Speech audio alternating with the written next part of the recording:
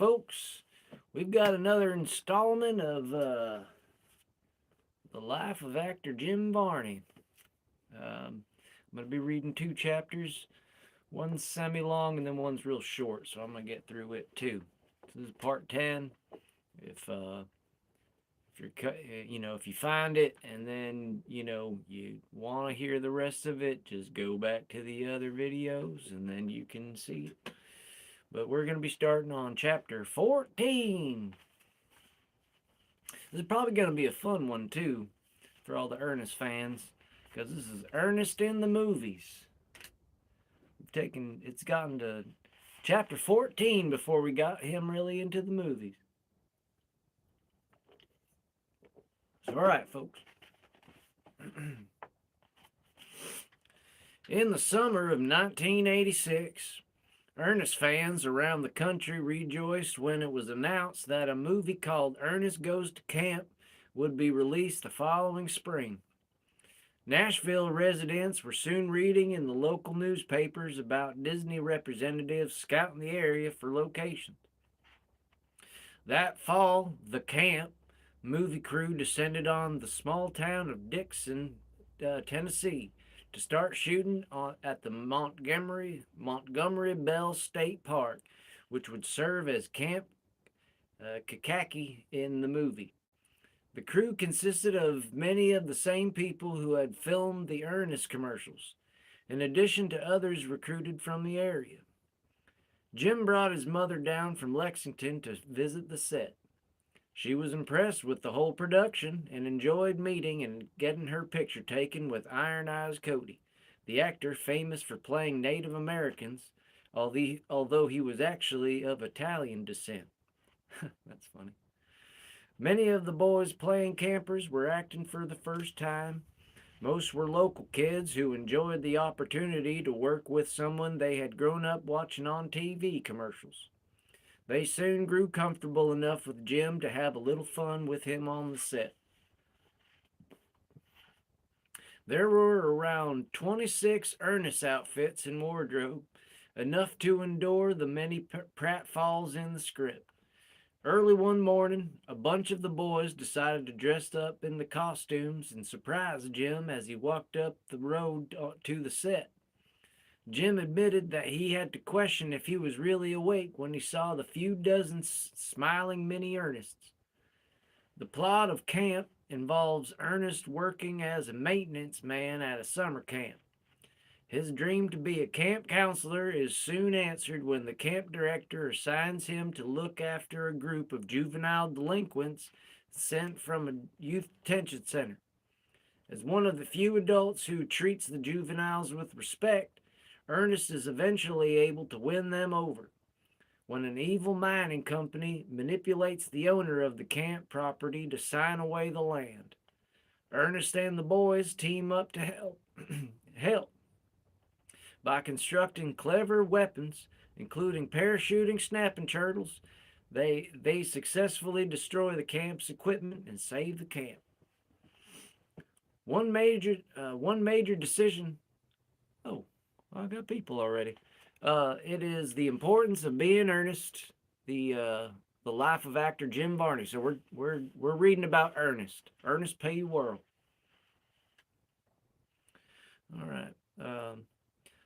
We're talking about this is chapter 14, Ernest in the movie. So we just got to the fun stuff if you're just showing up for the first time. This is Ernest in the movies.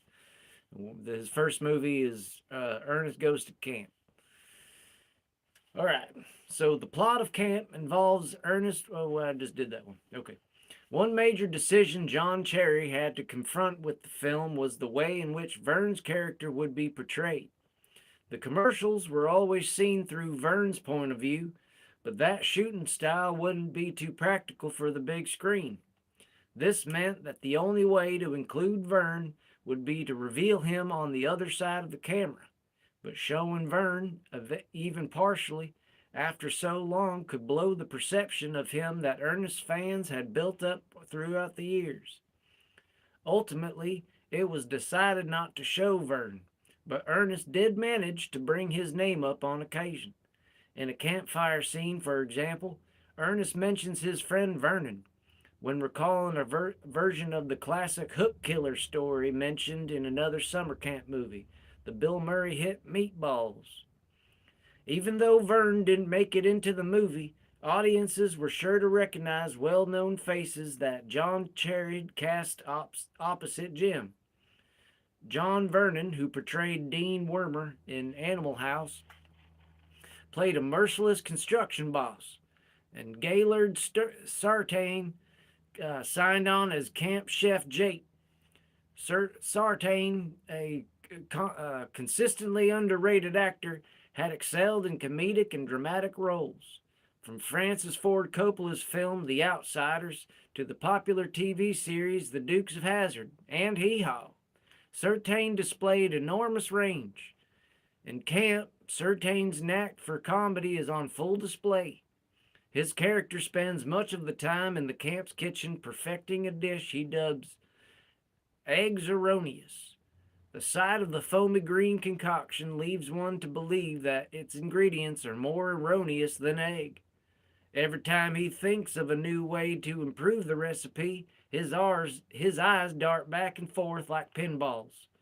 Despite sharing little screen time with Jim, Sartain perfectly conveys the brand of humor that John Cherry was looking for in the film. Hi, new folks.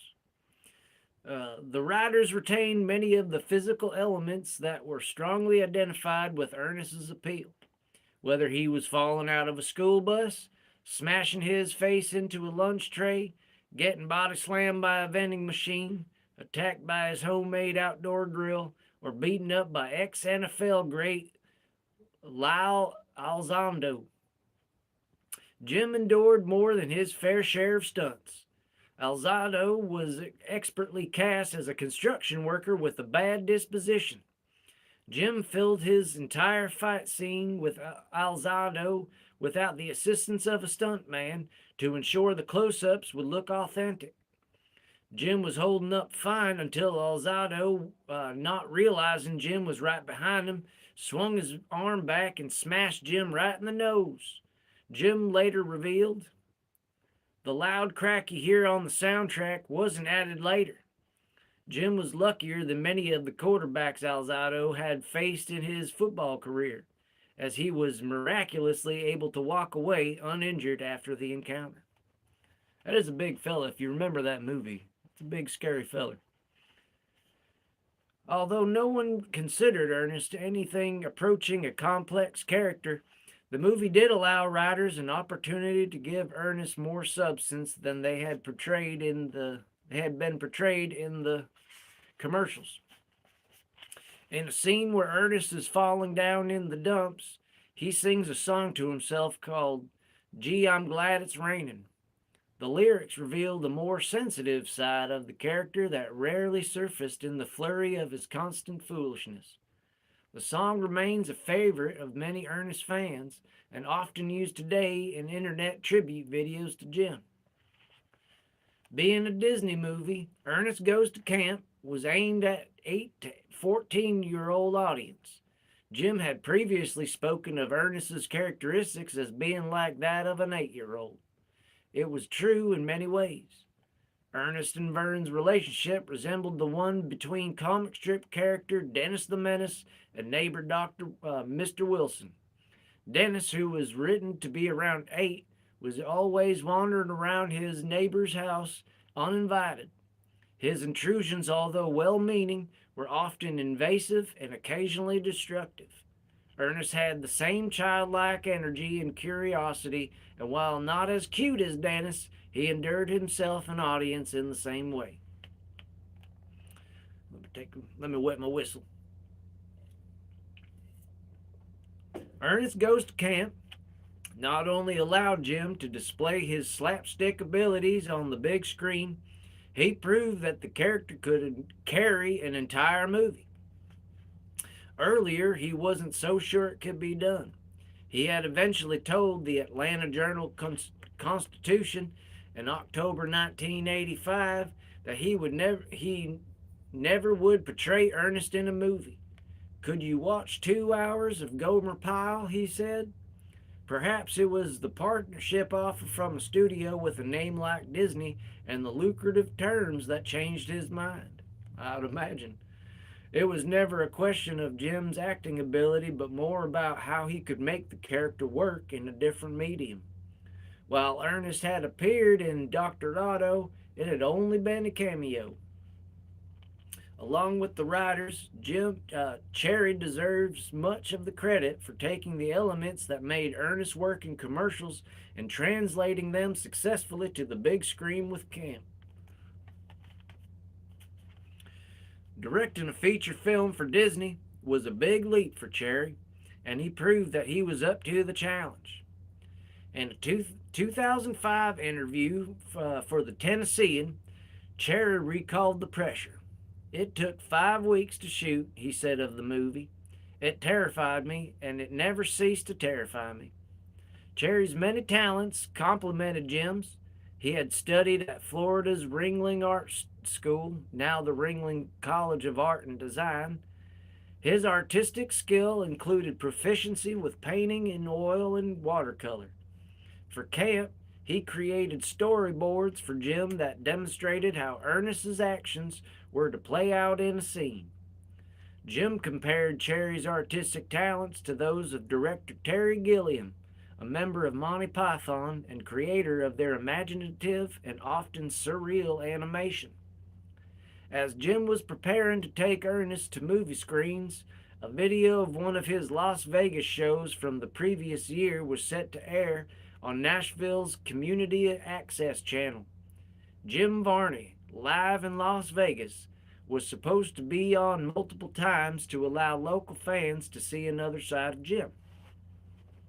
After pressure on the station from Jim's manager, Betty Clark, the special never aired.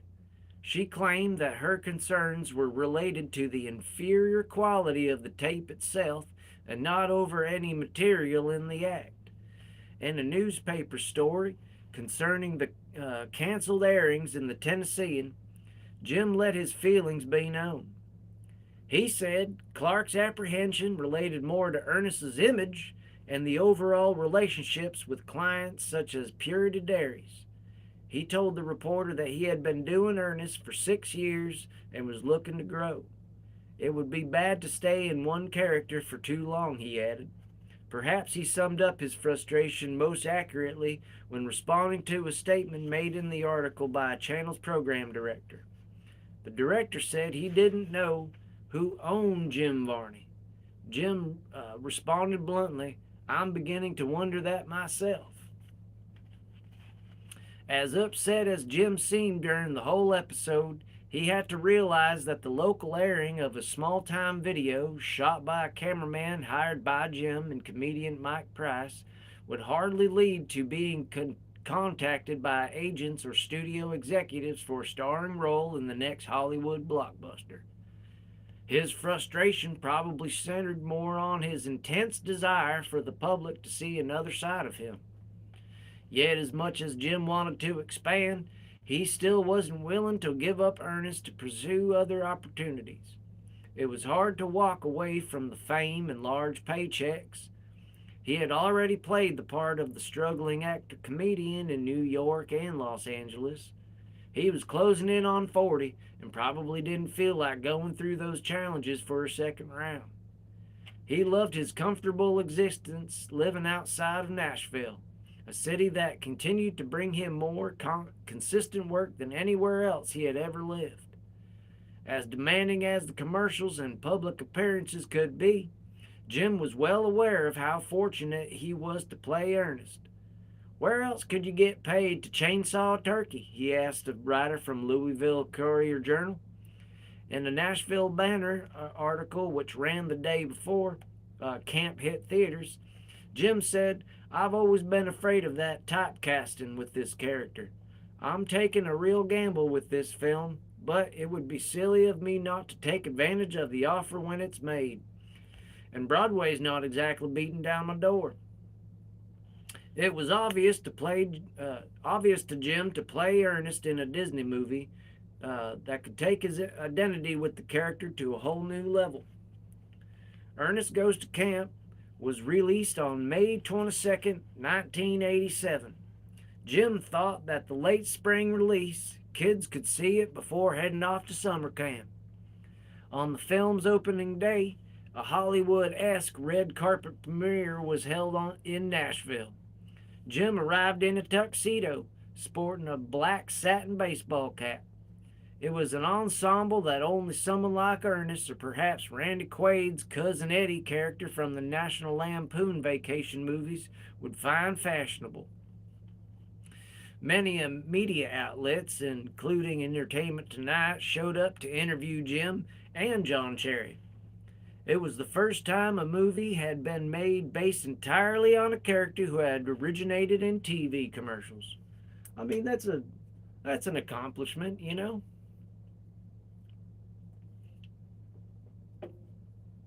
I mean, that really is. Realizing that critics would likely not be kind, Disney decided not to hold advanced screenings for the press. But they needn't have worried. In the South and Midwest, where many Ernest commercials had aired, ticket sales were high. With an estimated budget of $3 million and a resulting gross of $23 million, Disney was extremely happy with the results. The box office take may have been a surprise, but the skewering of the critics was not. Cherry took the poor reviews in stride. He had expected it, he said. Their critics trying to find artistic value to something that's purely a commercial enterprise. Then he added, it's like an art critic reviewing a baseball card. He said that he is not worried since kids buy more movie tickets than critics anyway. In 2009, Steve Martin spoke to the Associated Press about his own experiences with bad reviews. He mentioned the poor reviews American critics gave The Jerk when it was released. He said, comedy is not a critic's medium. It just isn't. The bad reviews for Camp sometimes went beyond the typical one-star critique.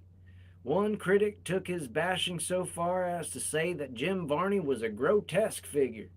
It was almost as if critics were furious over having to endure the 90-minute movie in order to write the review.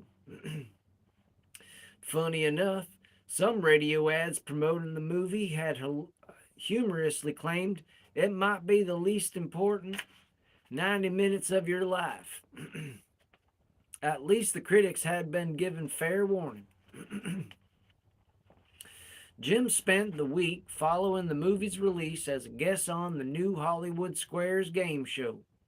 He was returning to California as a star. Most people moved to Nashville to make it big in country music. Jim had managed to find a way to become a movie star in a music city. While working on Camp, Jim had been approached by popular country singer Roger Miller, who wrote the music and lyrics for the Broadway play Big River, a musical version of the Huckleberry Finn story. Miller asked Jim if he would play the role of Huck's father, Pappy Finn. John Goodman initially starred in the part, but bowed out after accepting the movie role. Jim reluctantly had to turn the part down because of obligations to Camp. During the musical's successful run, Miller himself played Pappy for a short stretch. The play premiered April 25th, 1985 at the Eugene O'Neill Theater in New York City. It became a runaway hit and a critical success, winning seven Tony Awards, including Best Musical, with Miller earning one for Best Score. To this day, he is the only country artist to win a Tony Award. In 1996, interview with the Montreal radio station, Jim said gratefully, I thought I'd never turn down a role on Broadway. In the coming years, it seemed that the musical never ventured far from Jim's mind. In the 1990s, Jim recorded a cover of Roger Miller's River in the Rain from the play. It was Miller's last major hit, climbing to number 36 on the country chart in 1985. In November 1991, in one of Jim's final interviews, he spoke with Beverly Keel of the alternative weekly Nashville scene about having one regret. Looking back now, I'd like to have cut in and out of Ernest more. Later on, he was asked about Big River and replied, I have no regrets. I just like to work. The contradiction seems to illustrate how difficult it was for Jim to come to terms with missed opportunities. At this stage, Jim was also answering more and more questions about how the character's popularity may affect his future acting career. He admitted that the transition from commercials to movies had not gone as originally planned. He joked, I've always gotten things backwards. I mean, I started out doing Shakespeare and now I'm doing this. But his overall outlook seemed optimistic. He repeatedly stated that he didn't see Ernest as a roadblock and didn't believe he would need to give up the character in order to pursue further acting opportunities. It's almost as if he thought that the power of his optimism would create a self-fulfilling prophecy. I'm going to wet my whistle.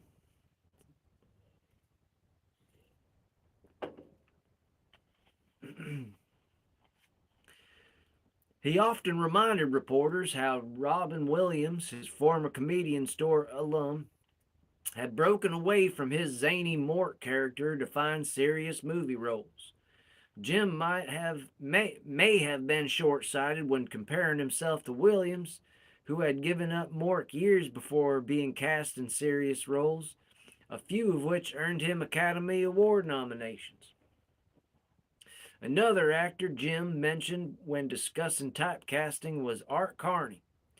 Carney had played Jackie Gleason's best friend and neighbor, Ed Norton, in the legendary 1950s TV series The Honeymooners. The character's trademark look was much like Ernest's, with his own style of vest, t-shirt, and hat. Carney went on to win an Oscar at the age of 56 for his dramatic role in the movie Harry and Tonto. Even though Carney's achievement came later in his career, it seemed to give Jim hope during the times when he wrestled with the long-term effects of playing Ernest. But as Jim would find out, Ernest would overshadow almost every other role he would ever play and be a major roadblock to many more he hoped to pursue. Around 1988, Jim and Betty Clark parted ways, and a friend of Jim's arranged a meeting with agent Phil Walden. Walden rose to prominence in the music industry starting in 1959 when he began managing Otis Redding. 2 years after Redding's tragic death in 1967, Walden formed Capricorn Records with his brother Alan and record executive Frank Fenter. Along with the help of Atlantic Records executive Jerry Wexler, Capricorn helped launch the careers of the Allman Brothers and the Marshall Tucker Band, among others. That's a nice little history lesson for us. But in 1979, Capricorn's successful run came to an end, and Walden declared bankruptcy. He moved to Nashville from Macon, Georgia in 1984 and tried to work his way back into the music business with little success. Throughout that time, he battled drug and alcohol abuse, finally becoming sober on December 30th, 1987. He was forever grateful to Jim for giving him the opportunity to manage him. He later said, Jim Varney virtually saved my life. Walden soon got Jim signed to the ICM Partners talent agency. He also introduced him to William Hoot Gibson, a friend and Nashville attorney who began representing Jim. Even though Walden had mostly dealt with music groups and artists, he did have experience with actor and comedians from his days with Capricorn. Martin Mull, an actor Jim had previously worked with, recording 4 comedy albums with Capricorn in the 1970s, It was Walden's background in the music industry that may have contributed to Jim's decision to sign with him. Jim was continuing to pursue recording opportunities, but one of Jim's first ventures into music was more about pushing then wife Jackie's career than it was his own singing ambitions. With the help of Joe Lyles, Jim had cut a demo tape in the summer of 1978 at the house of a musician and engineer who lived on Mulholland Drive in Southern California, along with singing songs Jackie wrote. He also recorded ones that his sister Jake had written during the time she had dated the musician. Jake had originally written Born in a Boxcar for Merle Haggard and hoped Jim would find a way to give it to him. Jake knew that when Haggard was born, his family had been living in an old boxcar they had converted into a home. Although inspired by Haggard, the lyrics about life on a railroad might be more fitting for a Johnny Cash tune. One rainy night, I met a man, a hobo just like me. He looked something like the picture of my dad. He died in my arms in a freight car out of Denver. I wrapped him in the only coat I had. That's from that little poem. When Jim sang country, his sound was deep and melodic, but with a hint of roughness, reminiscent of Cash and Haggard. Later on, years of smoking would lend an even deeper, raspier edge. Yet on the song, many of his fans are familiar with Gee, I'm Glad It's Raining from Ernest Goes to Camp. Jim's voice is gentle and even lilting, on par with childlike qualities of his character. In addition to the Appalachian dulcimer and harmonica, Jim also played a little guitar. Shortly before Jim hired Walden, he told a number of reporters that he was working on a blues album with guitarist Grant Boatwright on Music Row in Nashville. Like so many of Jim's previous attempts at producing an album, nothing was ever released.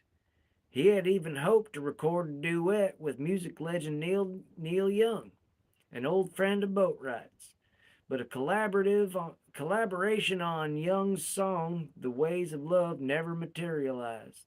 The song was eventually recorded, but not as a duet, although Linda Ronstadt did sing background vocals. It was released on Young's 1989 album Freedom. Unlike his movie success, Jim's foray into music seemed to be one long strip of disappointments. Only one album released during this time included Jim's participation, and although Jim's role was minimal, he was ecstatic about the opportunity. He was asked to play his dulcimer on Dixie Darling for the Carter Family album, Wildwood Flower. The album featured an updated ensemble of the family, consisting of sisters Helen, Anita, June, and June's daughter Carlene. In addition to managing Jim, Walden also briefly managed Billy Bob Thornton. Through Walden, Jim and Thornton began a lifelong friendship. Jim brought up Thornton's name from time to time when visiting his family in Lexington. He talked often about a brilliant screenplay called Sling Blade that Thornton had written. Jim's family had a difficult time understanding what sounded so great about a story called Sling Blade, written by some guy named Billy Bob. The family was pleasantly surprised years later when they saw what a compelling story it was. In a film, a simple-minded man is released from a mental hospital after murdering his mother and her lover as a child. He befriends a young boy and sacrifices everything to protect the boy and his mother from their violent boyfriend. Thornton would go on to win an Academy Award for Best Adapted Screenplay for the film. Jim had obviously known what he was talking about. The film is an adaptation of a 1994 short film of Thornton's. Some folks call it a Sling Blade. Even as Walden was enjoying the time he was spending as Jim's manager, he still longed to return to the music industry in a roundabout way. Jim helped him do it. Walden traveled to Los Angeles many times in the late 80s and early 90s to meet with movie executives on Jim's behalf. On one trip, he met with music industry attorney Lee Phillips, who had represented Walden during the Capricorn days. These meetings eventually led to discussions with Warner Brothers about resurrecting Capricorn. An agreement was eventually reached, and in 1991, the Georgia rock band Widespread Panic released the first Capricorn album in more than 10 years. Years later, drummer Todd Nance of Widespread Panic gave credit to Jim when speaking of Capricorn. Yeah, Jim Varney was the reason Capricorn was resurrected because he was so successful. Huh, that's cool. All right. That's the end of chapter 14. We're going to do a little chapter 15 because it's pretty short.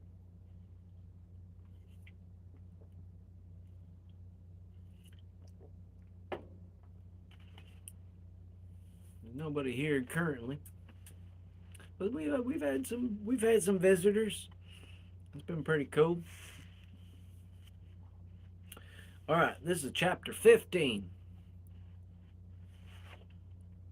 Pluvio. I don't know what that means. Jim said you should always name the place where you live. He named his home in White House, Tennessee, Pluvio. Well, there you go. After the Latin word pluvia, which means rain. For him, it was the place of rain. The first few times Jim visited when looking for a home to buy, rain was falling. So he thought the name fitting. He called it a home for the rest of his life. The house was not a movie star's mansion by any means. It was a brick ranch with a full basement, 2,600 square feet. He later added an outdoor deck and a swimming pool.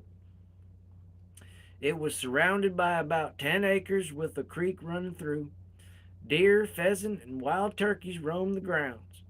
Jim kept a small pear tree near the kitchen just for the deer. He hung hummingbird feeders on the front porch. He cut most of the grass himself. He loved pruning trees and had studied a Japanese technique that gave them a flowing look. He would eventually take it upon himself to prune the trees of family members when visiting. Sister Jake's neighbors were surprised one day to see Ernest in her front yard displaying his mastery with lopping shears. Jim spent most of his waking hours in his living room. The shelves were filled with books, movies, and various items he had purchased from specialty shops all over the country. The books ranged from watch guides to Shakespeare plays. During a conversation, he would grab any book and within seconds find the page related to what he had been discussing. Studying the pictures hanging on the walls of Jim's home gave a glimpse into the many sides of his personality. In his study hung a large framed picture of his father as a boxer in his prime, an imposing figure in his gloves and trunks. Many images of Charlie Chaplin hung around the home, including a full-length one of the beloved tramp in his living room. One picture that looked ordinary at first glance displayed more of Jim's twisted side. It was a photograph of the DeLorean Motor Company's emblem and a car key resting on top of what looked like a folded-up white cloth. Upon closer inspection, the cloth was a small mound of fine white powder intended to resemble cocaine. Oh dear. It was an obvious reference to the 1982 cocaine trafficking charge against the auto company's founder, John DeLorean. But perhaps the most interesting, or at least thought-provoking, framed piece in Jim's house was a square of white cloth with the phrase embroidered on it in green thread, "If you want the truth, follow the money. Well, that is true. In the kitchen, Jim not only ate but wrote music and constantly examined his beloved watches. On the door of the refrigerator were pictures of Jim's pets and family members, along with letters and artwork sent to him by young fans. Scattered throughout the house were Jim's assorted knives, many of them pocket knives. During his life, he amassed more than 4,000 in his collection, which came to include everything from a solid copper pocket knife to a World War II German dagger. As with his watches, he respected the craftsmanship. Coke Sam's was one of many of Jim's friends who hung out at his house over the years. Jim loved to talk about history, especially if it concerned how guns and knives evolved. Sam remembers Jim talking at length about the development of civilization through the use of simple tools. Jim enjoyed tracing the history of knives, from skinning knives to hunting knives. Jim's land was a constant source of entertainment for him. When he wasn't talking history, he was outside having fun with his toys. Sam spent numerous days with Jim shooting guns, bows and arrows, even a potato gun. Jim had been told that the Civil War soldiers were buried in a plot under a grove of trees on the property. Sam's recalls Jim trying to recreate the scene where the soldiers had died. Jim imagined a soldier taking a drink from a certain spot by the creek, and how someone hiding on the other side may have surprised him. Jim occasionally told stories of Pluvio being haunted. Sometimes he talked about seeing vague dark figures among the Civil War gravestones. Jim said one of the most memorable episodes occurred one morning when he looked out in the front yard and saw an old man using a garden hoe. Jim put down his coffee cup in preparation to go out and asked the man how he had gotten through the locked gate. By the time Jim looked back up, the man had disappeared. Whatever these experiences were, Jim couldn't explain them. He didn't consider them sinister. They only seemed to add to the mystique of the home and refuge he loved. Jim had numerous pets that kept him company during the many years he lived at Pluvio, where much of the time he was single. One of his dogs was a Jack Russell named Bill, aka William Will and Honey Boy Bill. Bill consistently wandered the property and often brought snakes to the door that he had killed. Jim talked about Bill and all his pets as if they were people, some of the some with actual careers. He said Bill was popular with the ladies, but Jim eventually made an honest man out of him when he bought him a little wife named Sam, also a Jack Russell. Together they had a litter. Jim kept one and named him Boone. Jim talked about Boone being a movie star in his own right. Another movie star pet Jim owned was a cat he named John Barrymore. The cat had interesting markings above his mouth that resembled the well-trimmed mustache of the famous stage actor. Other cats he owned included a black one named Nightlife and two white ones named Tallulah and Maytag. Two of the last dogs Jim owned were Karina and a rescued champion racing greyhound, and Maggie, a pit bull. He often bragged with parental pride about Karina's speed and her ability to do 0 to 60 in 7 seconds. For Jim, his pets were his children. All right, that's the end of chapter 15. Well, I appreciate you folks for stopping by. We'll see you on the next one.